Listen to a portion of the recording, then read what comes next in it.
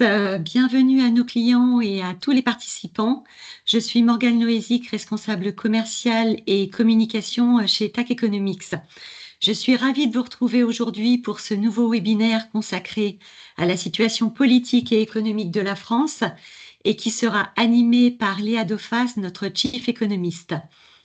Ces derniers jours ont été particulièrement animés, marqués par la chute du gouvernement Bayrou, la nomination rapide d'un nouveau Premier ministre, la dégradation de la dette souveraine par Fitch vendredi dernier et aujourd'hui par la mobilisation sociale qui sera peut-être d'ampleur les prochaines heures, nous le dirons.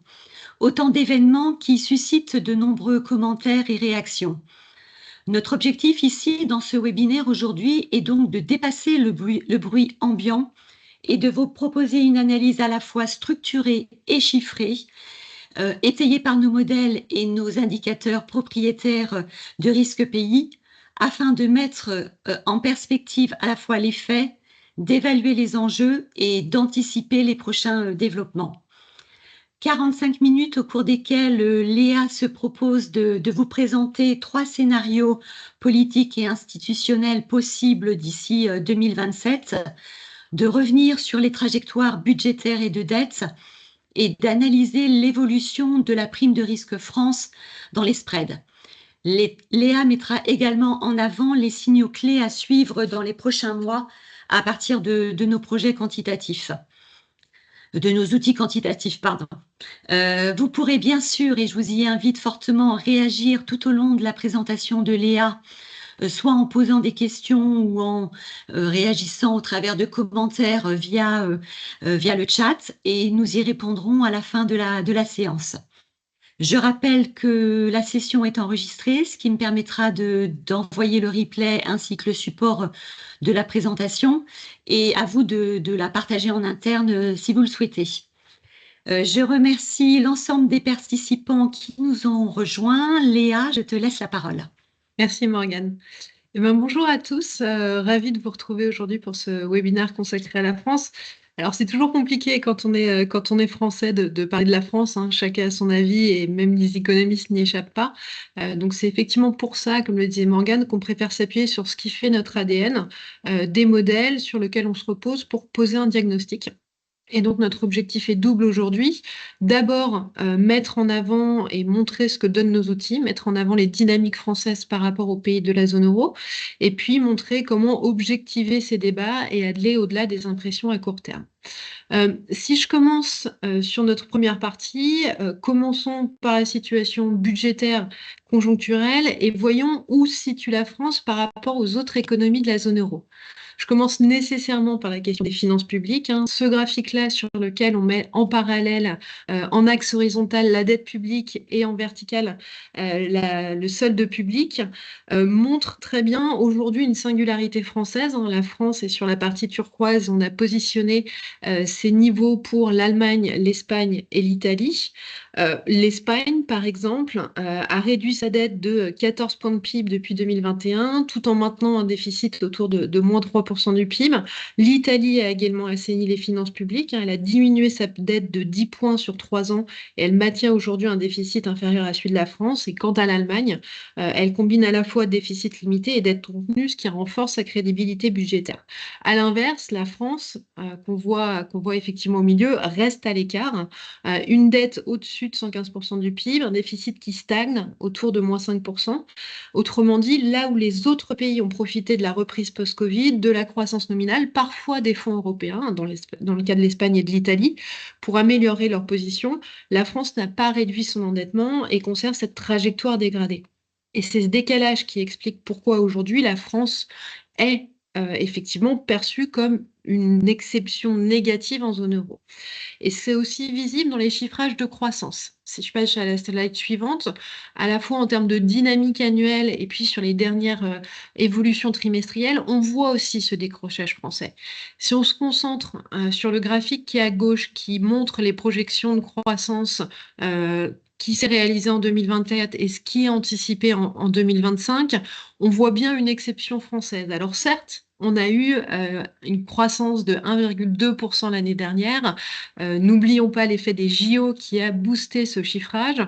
Mais ensuite, en termes de trajectoire pour cette année, ici, les projections que donne le FMI, on a une trajectoire de croissance française qui se dégrade contrairement aux autres pays et qui est aujourd'hui en décrochage par rapport au reste de la zone euro. Ça se voit bien quand on fait un peu le zoom sur les derniers trimestres et qu'on regarde le graphique qui est à droite, on regarde qu'est-ce qui fait la croissance quand on la regarde en variation trimestrielle par composante. J'ai entouré effectivement l'évolution de la croissance française et ce qu'on observe en fait, c'est que sur la France, on est dans un cas à part. La composante grise, qui est une des composantes de la croissance, une composante de stock, tire aujourd'hui la croissance française à la hausse. On a 0,3% de croissance au deuxième trimestre, mais si vous regardez la France, qui fait cette croissance, c'est cette composante grise, cette composante stock. À l'inverse, tout ce qui va être consommation, une composante en bleu foncé est très faible. La composante de l'investissement est en repli. Et quand on compare ça, que ce soit à l'Allemagne, à l'Espagne, à l'Italie ou même à la zone euro, voit bien une trajectoire particulière. Au-delà de ce bon chiffre qu'on peut estimer à 0,3%, en réalité, on a majoritairement cet effet stock qui va jouer et vraiment ce décrochage en termes à la fois de dynamique et puis aussi sur ces composantes de la croissance française. Si on regarde un peu plus en détail et qu'on va un peu regarder ce qui fait cette dynamique de consommation et cette dynamique d'investissement, il y a là aussi des facteurs qui sont importants à mettre en avant. Le point dont tout le monde parle, c'est nécessairement le graphique que vous voyez sur la partie gauche qui représente le taux d'épargne en pourcentage du revenu disponible. Le taux d'épargne français est en rouge, le taux d'épargne de la zone euro est en bleu. Et on voit bien que le taux d'épargne des ménages français, il est resté très au-dessus de sa moyenne historique depuis la crise sanitaire. Il a certes reflué après le Covid, mais il est reparti à la hausse à partir de 2022, encore plus à partir de 2024, pour atteindre près de 19% au premier trimestre 2025 contre 14-15% en moyenne sur les dernières décennies. Pourquoi ce niveau il est resté élevé? Il y a en fait trois explications principales. La première, c'est un effet de lissage de la consommation. Quand le revenu réel augmente fortement, comme ce fut le cas en 2024, la consommation, elle ne suit pas immédiatement. Les ménages ils mettent de côté une partie de ce gain, ils le consomment progressivement. Ça explique déjà une partie de la hausse de l'épargne. Le deuxième, c'est la composition des revenus. Depuis quelques années, ce qu'on voit, c'est une part croissante du pouvoir d'achat qui vient des revenus de la propriété, dividendes et intérêts, plutôt que des salaires. Or, ces revenus, effectivement, sont concentrés chez les ménages les plus aisés, qui ont une propension marginale à consommer qui est beaucoup plus faible. Et donc, autrement dit, on a une partie des gains de revenus qui se transforment mécaniquement en épargne. Et puis, on a un troisième effet, qui est un effet de précaution lié à l'inflation. La flambée des prix qu'on a connue, dans la crise post-Covid, guerre en Ukraine et les conséquences de la crise énergétique, ont provoqué en fait une réaction défensive chez les ménages qui cherchent à préserver la valeur réelle de leur patrimoine financier. Et donc, l'inflation est ressentie beaucoup plus forte que ce qu'elle est en réalité, ce qu'elle est observée. Et donc, ce décalage entretient des comportements prudents. Et donc, l'épargne reste élevée par prudence, et ça explique aussi ce qu'on voit sur le graphique de droite, pourquoi la consommation française ne redémarre pas, contrairement à d'autres pays européens. On a cette croissance française qui est en rouge, et vous noterez bien le décrochage avec une croissance de la consommation des ménages. En France, en rouge, de la consommation des ménages, en zone euro, en bleu, avec ce décrochage qui est présent depuis l'année dernière. Et donc tout ça, on voit bien, est fortement associé à des questions relatives à la confiance, relatives à la perception de l'inflation et relatives à ce manque de visibilité et cette incertitude qu'ont les ménages. C'est aussi quelque chose qu'on voit quand on se concentre sur la situation des entreprises. Ici, on a mis deux indicateurs. À gauche, les indicateurs de confiance des entreprises. À droite, l'évolution de l'investissement. Toujours avec les mêmes codes couleurs, la situation française sur les lignes en rouge et la situation en zone euro sur les lignes en bleu. Ce qu'on regarde, si on s'adresse d'abord aux questions de confiance et qu'on regarde le graphique qui est à gauche, on prend ici les indicateurs de la Commission européenne de confiance centrés sur le sentiment des entreprises.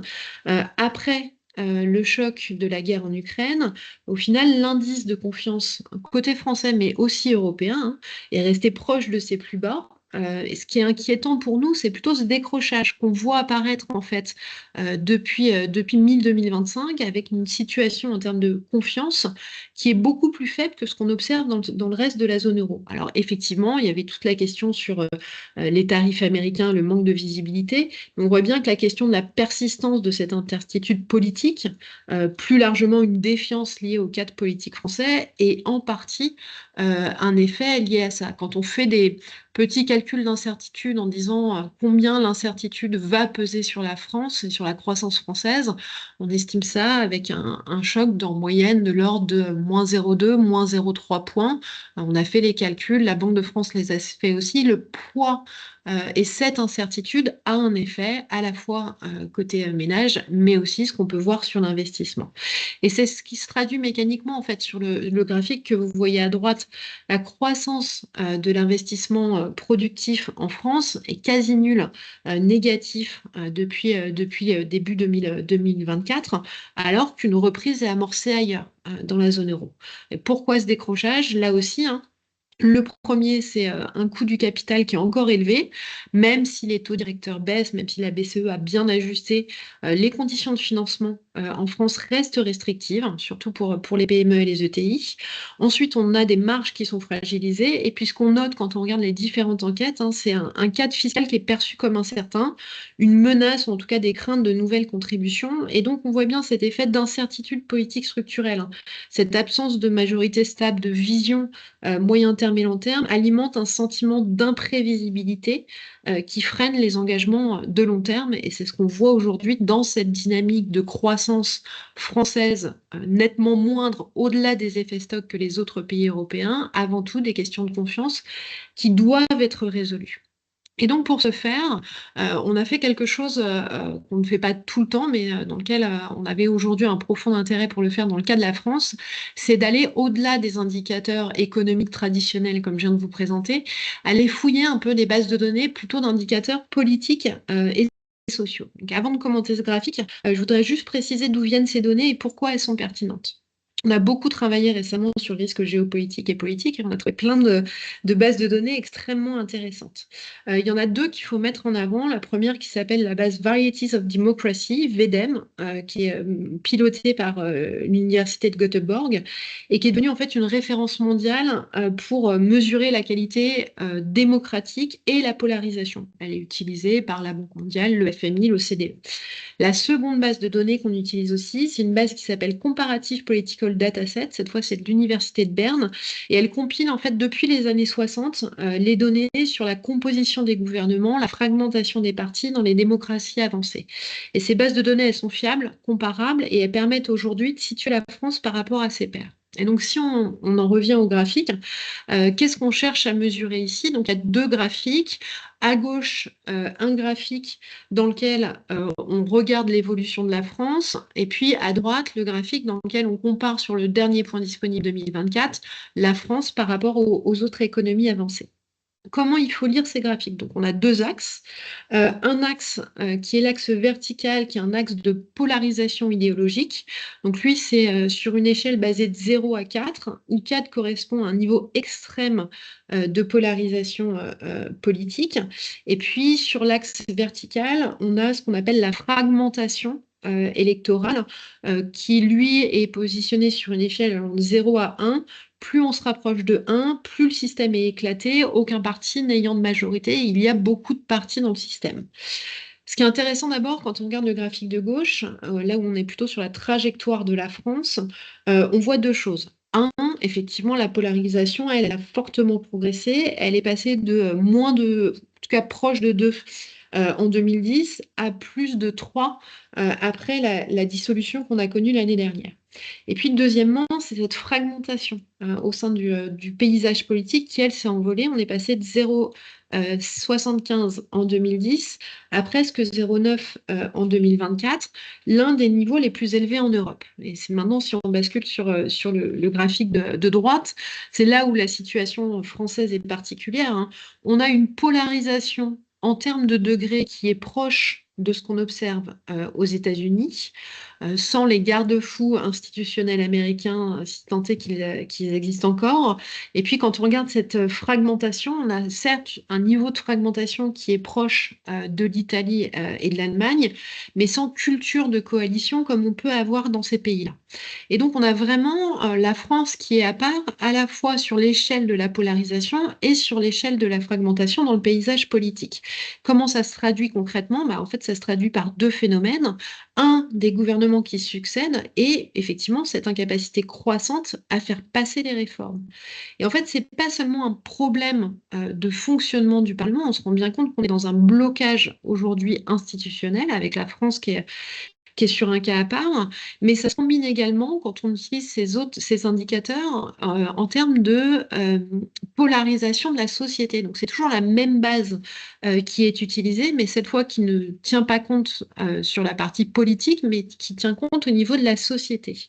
Cette slide, en fait, pareil, toujours basée sur cette base VDEM, ce sont des indicateurs qui évaluent dans quelle mesure les divisions sociales et politiques traversent un pays et influencent la vie publique. L'échelle est inversée par rapport au graphique précédent. 0 correspond à une polarisation très forte de la société. Les clivages sont profonds, durables, structurants pour la politique. Et 4 représente plutôt une société consensuelle où les différends existent, mais ne se traduisent pas en fractures bloquantes. Aujourd'hui, qu'est-ce qu'on observe? Si on regarde la France, qui est la partie, les barres à gauche de ce graphique-là, en 2024, la France a atteint un score de 0,3, un des plus faibles des démocraties avancées, pratiquement au même niveau que ce qu'on observe aux États-Unis. L'Espagne est légèrement au-dessus, mais elle bénéficiait de l'institution de coalition. L'Italie, pourtant connue pour sa fragmentation politique, apparaît en fait en réalité dans sa société beaucoup moins polarisée. L'Allemagne et le Royaume-Uni, eux, sont bien plus hauts avec un consensus nettement plus fort. Et donc aujourd'hui, on voit bien que la France combine la polarisation des partis proches des États-Unis, une polarisation sociale qui la place parmi les pays les plus divisés, mais sans tous les garde-fous institutionnels qu'on peut avoir par ailleurs, notamment en Europe. Et donc, pourquoi est-ce critique? En fait, on regarde souvent la France à travers ses indicateurs économiques et ses questions de confiance, comme je viens de le faire au début. Mais ce qui est intéressant de regarder, c'est de la regarder aussi à travers ce prisme politique et social. On voit bien que cette polarisation, en fait, amplifie le risque de blocage institutionnel, même si le gouvernement parvient à faire adopter un budget. Ça alimente la défiance, ménage, entreprise, ça affaiblit la légitimité des réformes. Et dans le contexte actuel qu'on connaît, entre une consolidation budgétaire nécessaire, une transition énergétique, écologique dont on a besoin, et les tensions géopolitiques, l'environnement global dans lequel on a aujourd'hui une limite très forte politique dans la capacité de la France à se projeter et à s'adapter. Comment ça se traduit? Nécessairement par des épisodes de tension sociale qui deviennent de plus en plus forts, de plus en plus longs et qui eux aussi ont un impact sur cet environnement de polarisation. Donc, pour ce faire, on a travaillé un indicateur de risque social qui est une combinaison de deux types d'indicateurs. Un indicateur qui est en fait un indicateur de comptage qui compte les mouvements de contestation, les émeutes, les violences qu'on peut avoir. Jour par jour, on fait le comptage. Et on associe à cet indicateur un indicateur de sentiment dans lequel on prend l'ensemble de la presse mondiale, on regarde la tonalité moyenne de cette presse sur ces événements de protestation, de contestation. Ce qui est assez intéressant quand on regarde ces indicateurs-là, donc on voit très bien l'épisode des Gilets jaunes en 2018, l'épisode sur les blocages suite aux réformes des retraites en mars 2023. Attendons de voir ce que ça donne ce soir après les manifestations du jour, mais déjà les manifestations qui ont eu lieu la semaine dernière durant le mouvement Bloquons Tout commencent à entraîner de nouveau ce mouvement de contestation sociale et de risque social. Ce qui est intéressant quand on fait la corrélation avec l'OAT, c'est pas tant les pics qui sont importants à regarder, mais c'est les durées du mouvement. Ce qu'on observe, c'est que quand ces mouvements-là perdurent dans le temps, à horizon 2, 3, 4 semaines, cette déviation qu'on a sur le mouvement de risque social a aussi un effet sur l'agrandissement du spread OAT contre France. Donc c'est quelque chose qu'on va suivre nécessairement et qu'on transmettra à travers nos publications dans l'évolution sur la situation française à tenir ensuite. Une fois que j'ai mis tout ça en avant et que j'essaye de résumer la situation, notamment pour faire le parallèle en termes d'évolution du spread OAT contre Bund. Qu'est-ce que ça veut dire quand on met l'ensemble de ces critères, les critères de soutenabilité, les critères conjoncturels, les critères plus structurels politiques, et qu'on met ça face à nos mesures de risque pays, ce que vous voyez sur la partie gauche de ce graphique. Donc on prend 14 indicateurs, on les met sur une échelle allant de 0 risque faible à 20 risque élevé. Donc, quand vous êtes au centre de ce diagramme, le risque est plutôt considéré comme faible. Quand vous êtes à l'extrême, le risque est considéré comme élevé. Et on pose la situation française actuelle, la courbe qui est le diagramme qui est en rouge, par rapport à la situation en zone euro, le diagramme qui est en bleu. Ce qui est assez intéressant, on voit tout de suite les problématiques, des questions structurelles, d'efficacité gouvernementale, règles de droit qui sont aux extrêmes par rapport à la situation en zone euro.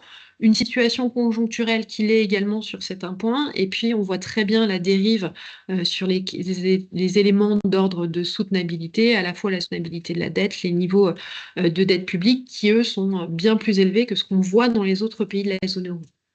Et ce qui est assez intéressant, donc on a toute une méthode pour faire en sorte que notre niveau de risque pays se traduit en termes de primes de risque pays, c'est de le comparer par rapport à la situation de marché, par rapport au niveau du spread, pour voir si au final le pricing de marché aujourd'hui est cohérent avec ce qu'on voit en termes de risque fondamental. Souvent, la plupart des économistes mettent en parallèle le niveau de l'OAT par rapport au niveau moyen des ratings du pays. Nous, nos indicateurs sont plutôt des indicateurs avancés par rapport au niveau de rating. Ça nous permet de faire une corrélation et de voir le lien entre fondamental et valorisation de marché.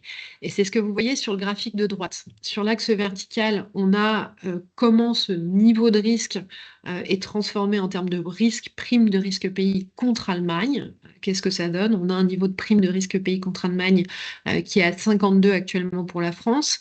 Et quand on le met en parallèle du niveau de spread contre OAT, on a pris ici la moyenne sur le mois d'août. Quand on pose le point français, le point en bleu, on se rend compte qu'en réalité, la valorisation du marché actuel, autour de 70 points de base, en fait, elle est très cohérente avec ce niveau de risque fondamental que peuvent nous donner nos indicateurs. Ça explique assez bien pour nous le fait que les événements qu'on a connus lors des dernières semaines, à la fois le vote de confiance, le nouveau Premier ministre, la dégradation de Fitch, n'entraînaient pas significativement d'ajustement de la valeur de l'OAT. Pour nous, aujourd'hui, le niveau de marché reflète bien la prime de risque France. C'est désormais une prime structurelle compte tenu des contraintes précédentes. Aujourd'hui, l'OAT est bien valorisé. Donc ça, c'est un peu l'élément de cadrage, la situation actuelle, la France par rapport à ses pairs à la zone euro et le niveau fondamental. Ce qui est intéressant à voir dans le contexte, c'est où est-ce qu'on va sur cette fin d'année, mais également sur l'année prochaine. La première chose à regarder, nécessairement, c'est les projections de croissance. La Banque de France vient de sortir ses dernières projections cette semaine. Elle anticipe une croissance française cette année autour de 0,7, 0,9 l'année prochaine. Les principales institutions internationales n'ont pas encore ajusté les projections. On était plutôt sur des ranges entre 1 et 1,1% de croissance pour la France l'année prochaine. Ce qu'on fait nous, contrairement à ce que peut faire la plupart des économistes dans lesquels on fait des hypothèses et dans lesquels on cherche à faire des projections de consommation, d'investissement, etc., etc., nous, on choisit de faire des modèles de recursive partitioning, et dans lequel nous ne faisons pas en fait ces hypothèses-là. On place un ensemble très large de variables et le modèle choisit une combinaison de variables et nous indique, à l'issue de cette combinaison et de seuil, quel serait le range de croissance compte tenu de ces conditions, compte tenu d'une combinaison de variables dans lequel la France pourrait être à horizon 2026. J'ai choisi ici de prendre la mi-année 2026 dans le modèle. Et ce qui est assez intéressant, c'est qu'à ce stade, contrairement à ce qu'on peut lire dans les perspectives de croissance France pour l'année prochaine, en gros, si je caricature un peu, hein, la situation va être amenée à se normaliser, l'épargne des ménages va être un peu plus réduite, ça va se traduire par une reprise de la consommation, la désinflation va apporter du soutien en termes de pouvoir d'achat des ménages, la confiance va se reprendre un peu dans un environnement un peu moins certain, et on passerait d'une croissance cette année autour de 0,7 points à une croissance l'année prochaine plutôt dans un range autour de 0,9-1%, aidé en plus du contexte européen et notamment du plan allemand massif d'investissement. En réalité, c'est là où on aime bien avoir une approche modèle, c'est qu'à ce stade, ce scénario-là n'est pas encore validé pour nous. Et ce n'est pas quelque chose qui paraît si simple que ça à se matérialiser l'année prochaine. Alors, je suis désolée, c'est des graphes qui sont assez complexes à lire. Ils sont un peu bruts, mais je vais en faire la lecture. Sur la partie gauche de cette slide, vous avez les arbres de décision et donc un classement d'indicateurs. Quels sont les indicateurs pertinents à regarder et quels sont les niveaux pertinents à regarder qui nous feraient basculer du stade 2, il faut suivre le petit chemin en rouge, qui est un stade qui correspond en fait à un range de croissance française entre 0 et 0,7, à un stade qui serait plutôt au-dessus des projections actuelles des institutions internationales, entre 0,7 et 1,2, un stade 3 de croissance. Aujourd'hui, compte tenu de la situation actuelle, nos modèles indiquent que la croissance française l'année prochaine resterait plutôt au niveau qu'on connaît en 2025, c'est-à-dire une croissance autour de 0,7% en 2025 et en 2026. Pourquoi? Il y a 3 critères. Le premier critère, c'est le critère des dépenses publiques. Pour être dans une phase dans laquelle la croissance s'améliorerait, il faudrait qu'on ait plus de soutien budgétaire que ce qu'on a aujourd'hui. Vous comprendrez comme moi que compte tenu de nos problématiques de soutenabilité, ça ne sera pas le cas. Il y a une deuxième possibilité pour améliorer la croissance française, ça serait d'avoir un rebond de confiance. ES Confidence, cet indicateur du milieu, représente la confiance côté secteur industriel. On pourrait y arriver, mais compte tenu, là encore, du stade politique, du stade interne, de l'environnement international dans lequel on peut questionner le fait que les indicateurs de confiance se reprennent fortement en France. Et puis, il y a une troisième possibilité pour y arriver, qui est l'évolution du crédit, et notamment du crédit aux entreprises. Il faudrait qu'on ait une impulsion du crédit beaucoup plus forte que celle qu'on connaît aujourd'hui. Il faudrait qu'on ait une évolution du crédit aux entreprises qui soit supérieure à 3,8%. Sur les dernières des données disponibles, on est encore aujourd'hui plutôt sur un niveau autour de 1,9%. La combinaison de ces critères-là nous fait dire que le scénario 1 sur lequel se repose sur le gouvernement, 2 sur lequel se repose légèrement le marché, d'une croissance française qui va rebondir, est pour nous un scénario à remettre en cause, en tout cas à ce stade. Les problématiques politiques, sociales, de confiance ne se traduiront pas pour nous sur un rebond de croissance française l'année prochaine. Ça, c'est le premier point. C'est vraiment une particularité que nous apporte le modèle. Le deuxième point à mettre en avant, c'est nécessairement les questions de trajectoire et de finances publiques. Donc, on a essayé de faire des trajectoires de soutenabilité d'aide. Pourquoi je dis essayer? C'est parce que pour l'instant, on n'a pas encore de trajectoire de plan et de budget crédible avec le nouveau gouvernement. Donc, le premier point qu'on a regardé, c'est d'abord, s'il n'y a pas d'ajustement budgétaire, qu'est-ce qui se passe sur les finances publiques françaises? On est autour de 115% de dette publique cette année. On prend le scénario du FMI dans lequel on ne met aucune hypothèse d'ajustement budgétaire. On a effectivement une trajectoire de finances publiques françaises qui passerait d'un niveau de 115% du PIB à 128% du PIB à 2030.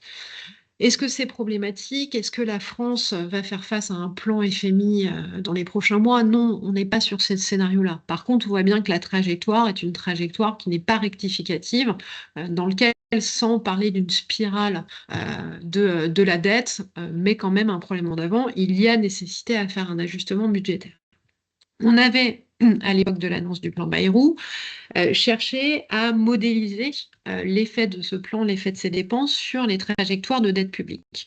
Ce qu'on observait, c'est qu'on avait quelque part entre 2028 et 2029 une stabilisation de la dette avec un niveau de dette publique sur PIB estimé autour de 117% du PIB à horizon 2030.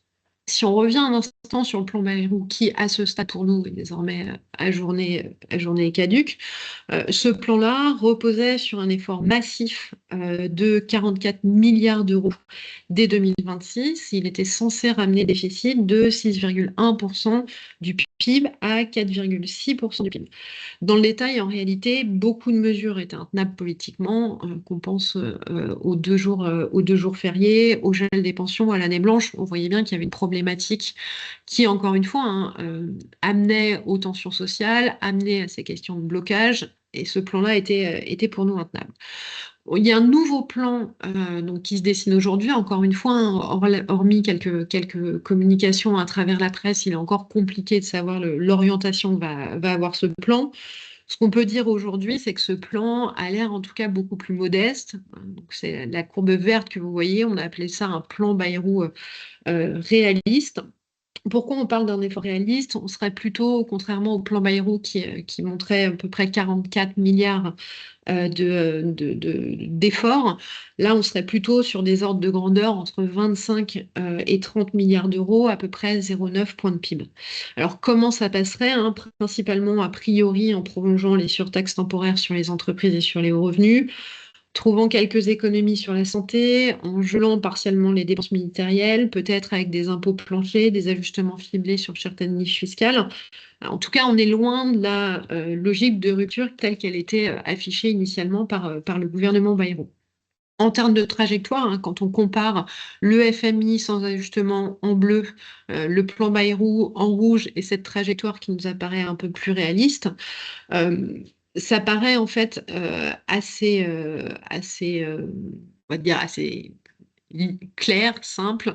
C'est qu'en fait, même avec un scénario qui est plus limité et qui est probablement nécessaire compte tenu des situations de tension sociale et du choc que ce plan restrictif pouvait avoir sur les perspectives de croissance, on reste malgré tout en fait dans des trajectoires de déficit public entre 5,1 et 5,3 en 2026. Et puis, on a une dette qui se stabilise, mais qui ne reflue pas. Elle reste, a priori, elle serait autour de 120% du PIB, et on resterait autour de ces niveaux. Donc, qu'est-ce que ça veut dire? Le plan qu'on a aujourd'hui, c'est pas une vraie consolidation, c'est plutôt un ralentissement de la dérive, entre 128% s'il ne se passe rien, et 121 en mettant des mesures de rigueur budgétaire. C'est effectivement quelque chose qui reporte le problème à plus tard. Ça entretient une vulnérabilité structurelle sur les finances publiques. Non seulement comment faire face à un choc externe, peu importe ce qu'il peut être qui arriverait sur la société française, comment faire face aux nécessités de moyen terme. Si je caricature, il faudrait à peu près 4 points de PIB pour stabiliser la dette publique. Et il faudrait, si on fait un niveau minimal, à peu près 3 points de PIB supplémentaires pour faire face aux besoins de transition, pour faire face aux besoins de souveraineté nationale. 7 points de PIB, on voit bien que c'est d'ores et déjà inenvisageable. Et donc, même avec un nouveau plan plus réaliste, la dette française, elle est stabilisée à 120% du PIB. Et donc, faute d'un ajustement crédible et structurel, la France restera perçue par les marchés avec cette prime de risque durable et donc avec des spreads qui intègrent en fait cette fragilité de long terme. Et ça fait effectivement le pendant avec ce qu'on a pu regarder par ailleurs sur voilà, cette prime de risque français. Et donc, on a cherché à modéliser cette situation avec une combinaison, encore une fois, de nos modèles en stressant un peu les indicateurs politiques. Donc, on a, comme je vous l'ai présenté tout à l'heure, sur le graphique de gauche, toujours notre indicateur de risque pays, la situation française telle qu'elle est aujourd'hui en partie bleue, et son équivalent en spread qui nous fait un niveau de spread français contre OAT autour de 70 points de base. C'est le niveau qui est pour nous cohérent avec la situation actuelle. On a stressé un peu ça en stressant l'ensemble des indicateurs, qui est la courbe rouge que vous voyez sur notre country risk radar, dans lequel on continue ce qu'on voit aujourd'hui, hein, des gouvernements qui se succèdent, une fragmentation politique, des tensions sociales persistantes, un sentiment de justice sociale qui perdure, une croissance qui reste plus faible que ce qu'on anticipe parce que ce rebond de confiance ne se matérialisera pas. Et donc, on stresse un peu tous les indicateurs. Les indicateurs cycliques sont un peu plus risqués. Les indicateurs structurels, notamment d'ordre politique, continuent de se dégrader, hein, au moins jusqu'aux élections de 2027. Et puis, dans ce cadre-là, les problématiques de soutenabilité de dette continuent. Qu'est-ce que ça veut dire? Alors, je ne sais pas s'il faut dire si c'est une bonne ou une mauvaise nouvelle, mais c'est quand on fait l'équivalent de ce risque pays et de cette prime de risque pays en termes de spread contre OAT contre Allemagne, c'est quelque chose qui est équivalent à peu près à 85 points de base. Ce que ça veut dire, c'est que pour nous, l'ancrage majeur, c'est qu'entre maintenant et 2027, on va avoir une évolution du spread OAT contre Bund qui évoluera dans le range 70 85-90, suivant les tensions politiques, suivant la durée des tensions sociales, suivant les blocages successifs qu'on va connaître. Mais c'est un point d'ancrage. On a désormais une prime de risque structurelle France et un niveau d'OAT qui place la France dans une situation beaucoup plus élevée que ses pairs et qui ne s'améliorera pas. C'est le cœur du message, hein. Tant qu'on ne résout pas le blocage politique et social, on ne résoudra pas ces problématiques françaises. Donc ce niveau-là reste. On a quand même cherché à modéliser des scénarios de choc. Qu'est-ce qui peut être un scénario de choc? Une démission du président Macron, pour nous, c'est plutôt quelque chose qu'on met de côté, hein, qui ne nous apparaît pas un scénario réalisable avant 2027.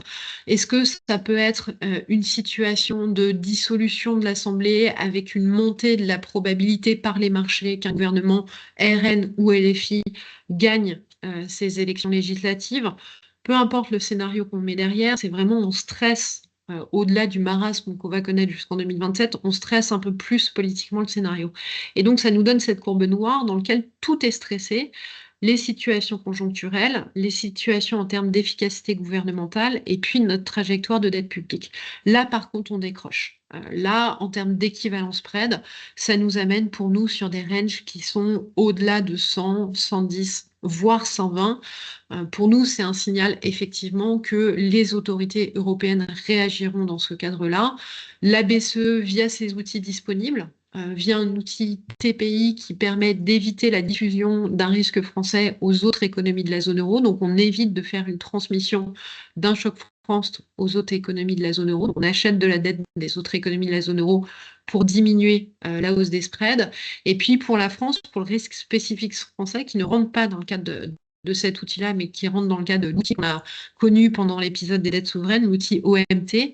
Là, c'est compliqué pour la France. Pourquoi? Parce que l'utilisation de cet outil, si la BCE devait utiliser cet outil pour limiter des tensions durables sur les taux d'intérêt français, ça nécessiterait nécessairement un plan de rigueur budgétaire validé par la Commission européenne, qui dans ce cas-là créerait vraiment un choc en termes d'impact de croissance. Il ne faut pas l'oublier, hein, pour nous, le risque qui est sous-estimé aujourd'hui, c'est le risque d'ajustement budgétaire contraint et forcé qui créerait un choc beaucoup plus fort sur la croissance française que ce qui est aujourd'hui dans le cadre de ces scénarios-là. Qu'est-ce qu'on fait maintenant, une fois qu'on a fait les différents scénarios? Qu'est-ce qu'on fait et qu'est-ce qu'on regarde dans les prochaines semaines, dans les prochains mois? Le premier, nécessairement, hein, c'est l'indicateur de risque social que je vous ai montré, hein. Qu'est-ce que donne aujourd'hui l'épisode des grèves? Est-ce qu'il prolonge? Comment il se diffuse? Est-ce que petit à petit, la société s'en empare avec un mouvement à la gilet jaune?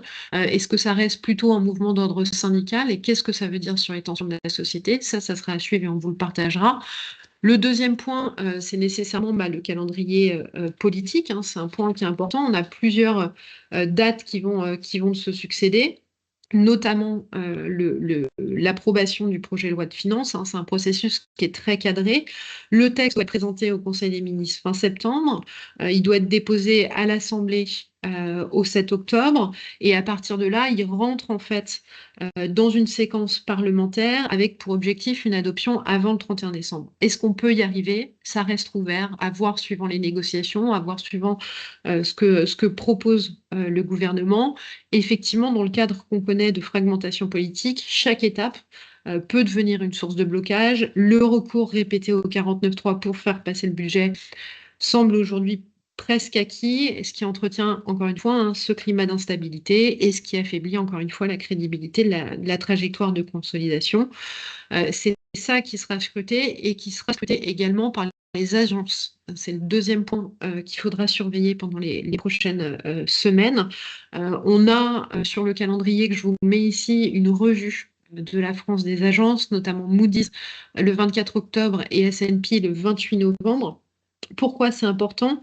Parce que même si Fitch a dégradé la France en septembre, et c'était quelque chose qui était plutôt attendu, soulignant l'absence de trajectoire crédible de consolidation, l'enjeu maintenant, c'est de savoir si les autres agences suivront dans les prochains mois, parce que si un deuxième abaissement de la note intervient, la perception des marchés changerait de nature, et puis les investisseurs institutionnels tels qu'assureurs, fonds de pension et grandes gestions obligataires, se basant sur la moyenne de ces notations, ça aurait des incidences avec des questions notamment sur les questions réglementaires, avec ensuite bien sûr des implications parce que les banques et les assureurs dont les notations sont associées à l'État subiraient aussi le renchérissement de leurs conditions de marché, un point qui sera également à surveiller. Je vois qu'on arrive à terme de notre séance et j'aimerais garder un peu de temps pour les questions. Donc, essayer de mettre en avant et de résumer un peu les points clés qu'on a pu développer ensemble. Le premier, effectivement, si je dois résumer, et c'est pour moi le critère qui est à ce stade le moins commenté, mais qui est à mon sens le plus crucial aujourd'hui, c'est que tant que la France est enfermée dans cette fragilité institutionnelle, structurelle et sociale, on ne sortira pas de la situation dans laquelle on est. Si je fais un parallèle, aujourd'hui, et même si c'est toujours compliqué à le dire quand on est français, on a plutôt une situation française qui se rapproche de la situation italienne des années 80-90 et dans laquelle on ne sortira pas rapidement, plutôt qu'une situation qui va se résoudre d'ici 2025 ou 2026. La France est aujourd'hui enfermée dans un régime de fragilité structurelle. La fragmentation politique bloque toute trajectoire de réforme crédible et les tensions sociales amplifient cette défiance. La croissance est trop faible pour générer un véritable désendettement et la dette restera figée autour de 120% du PIB, même dans des scénarios dits positifs, ce qui nous enlève toute marge de manœuvre et le plus important, encore une fois, qui est peu qu'augmenté, ce qui fait qu'on ne positionne pas la France face aux enjeux de moyen terme et on reste dans notre situation de blocage. Pour nous, les marchés l'ont compris, aujourd'hui, le spread OAT-Bund, ce n'est pas une anomalie passagère, c'est une prime de risque qui est structurelle. Fitch l'a validé, les autres agences devraient probablement le valider. Et donc, la question, en fait, pour nous, elle n'est pas de savoir si la France peut éviter un ajustement, mais en réalité, c'est quand et sous quelle forme il interviendra. Tant qu'aucun choc c'est un peu compliqué. Tant qu'aucun choc politique positif ne viendra restaurer la confiance, la France, pour nous, restera dans ce régime de stagnation sous contrainte avec une prime de risque qui est durablement aujourd'hui intégrée par les investisseurs, 70-90 BP en fonction des tensions, mais qui est pour nous aujourd'hui un point d'ancrage de la situation française. Je m'arrête là sur notre présentation. N'hésitez pas si vous avez des questions que je n'ai pas développées pour qu'on puisse ensuite les développer ensemble.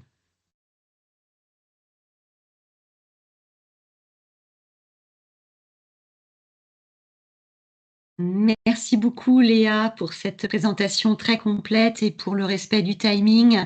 45 minutes, c'est parfait. Ça laisse le temps de passer en revue quelques questions, quelques réactions de nos participants aujourd'hui.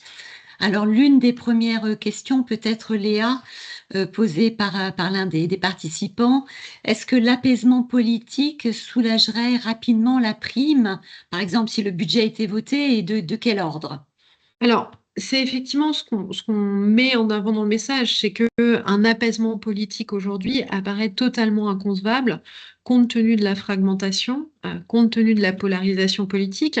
L'apaisement politique sur la question est-ce qu'on arrive à faire passer un budget et qu'est-ce que ça donne? Bah, en réalité, c'est un peu ce qui s'est passé l'année dernière avec le passage euh, du plan à ordre égal. En réalité, là, on revient plutôt sur nos fourchettes basses d'estimation de l'OAT dans des ranges autour de 70. Mais ce n'est pas l'apaisement politique à travers le vote d'un budget qui réduira cette politique de fragmentation. Elle restera présente. Le minimum pour nous en termes de spread OAT, c'est 70. Si effectivement le passage du budget s'avère compliqué, on serait sur la situation d'un range, plutôt sur le range, la fourchette haute, qui est 90. Voilà, gardons en tête la succession Barnier et Bayrou.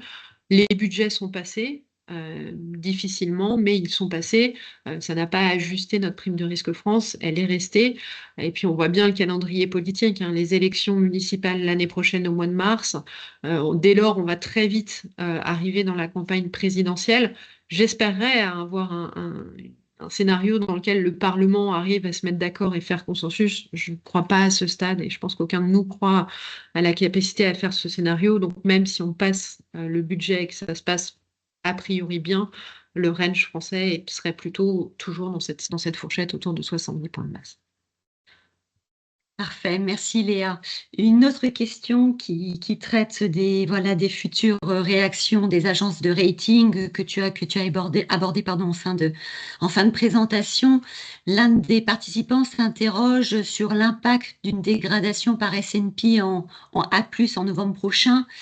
Comment ça se traduirait? Quel serait l'impact à nouveau sur le spread? Alors, c'est effectivement ce qu'on mentionnait en fin de présentation. C'est vraiment cette notation de S&P qu'il faudra regarder, les implications ensuite que ça a sur la capacité d'avoir une France qui sort de ses ratings les plus élevés et comment ça se traduit.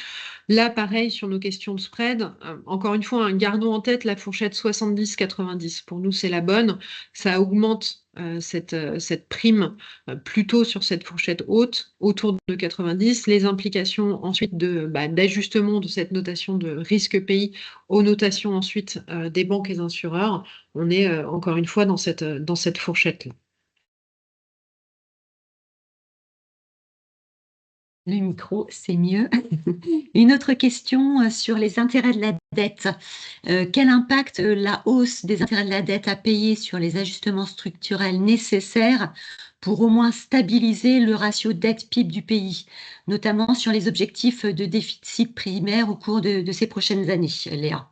Alors, c'est effectivement un point qui est intéressant et qu'il faut mentionner. Quand on fait les trajectoires de soutenabilité de dette, on parle toujours du taux d'intérêt apparent de la dette. Il faut savoir que la maturité de la dette moyenne, la maturité, pardon, de la dette française est autour de 7 à 8 ans. Donc, en fait, aujourd'hui, en termes de trajectoire de dette publique, on bénéficie toujours de la période de taux faibles et de taux bas. Et donc, l'impact de la hausse des taux d'intérêt qu'on voit depuis quelques années maintenant ne ressent pas, en fait, encore dans cette trajectoire de dette publique. C'est plutôt à partir de 2029-2030 qu'on va voir cette hausse des taux d'intérêt apparaître beaucoup plus fortement en termes de trajectoire de dette publique. C'est là où je pense qu'il faut le mettre en avant et que c'est un sujet qui n'est pas assez mis en avant aujourd'hui. Et ça fait un peu le parallèle avec le discours que Mario Draghi a fait cette semaine à la Commission européenne. C'est que aujourd'hui, sur les questions françaises, on parle principalement de comment on fait pour stabiliser notre dette, comment on fait pour essayer d'ajuster nos finances publiques. Ça masque totalement les questions de moyen terme qui, en fait, seraient aujourd'hui nécessaires à traiter. Hein. Comment on fait sur la transition, comment on fait sur les questions de souveraineté nationale, comment on fait sur les questions de dépenses militaires dans le contexte géopolitique qu'on connaît actuellement.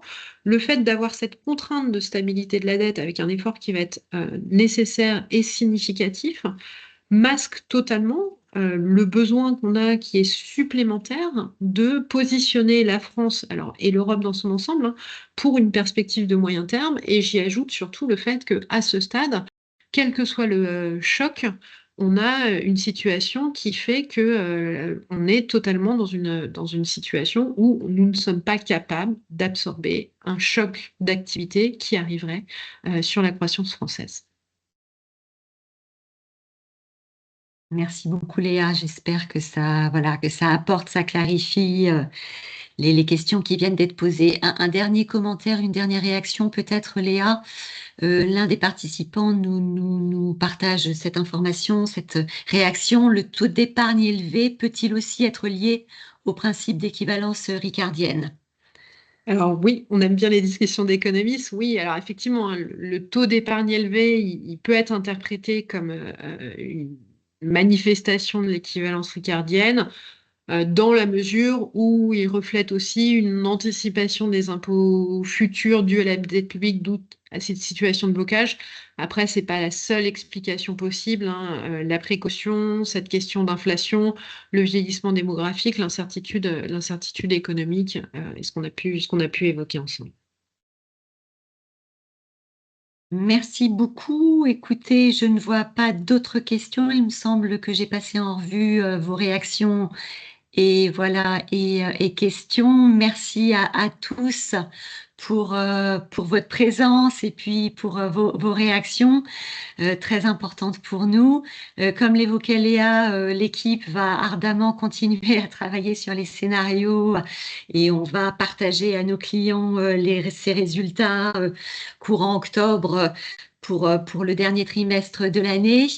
On est bien sûr à votre disposition pour poursuivre les échanges, aussi bien sur le fond que sur, voilà, peut-être vous accompagner ou vous faire découvrir nos services de conjoncture, notamment qu'on a avec nos clients au travers d'abonnements. Le sujet aujourd'hui était focalisé sur la France, mais nous suivons l'ensemble des économies, une grande partie des économies développées. Donc, je serais ravie voilà, de vous faire découvrir ou de répondre à vos questions si vous en avez et également de répondre à des points, à des demandes personnalisées, hein. Léa et l'équipe est toujours très réactive et à disposition et aime beaucoup être challengée par nos clients et puis par de futurs clients. Il me reste à vous remercier une nouvelle fois pour votre présence aujourd'hui. Je vous rappelle peut-être, si vous n'avez pas vu l'information, qu'un nouveau webinaire va être organisé la semaine prochaine sur la Chine. Même créneau, jeudi prochain, donc 25 septembre à 11 heures. Donc, n'hésitez pas à vous inscrire. On sera ravis de vous retrouver. Je vous souhaite une très belle après-midi, très bonne journée. Et nous vous ferons parvenir le replay et le support de la présentation d'ici demain. Et à très bientôt. Bonne Merci journée à beaucoup. tous.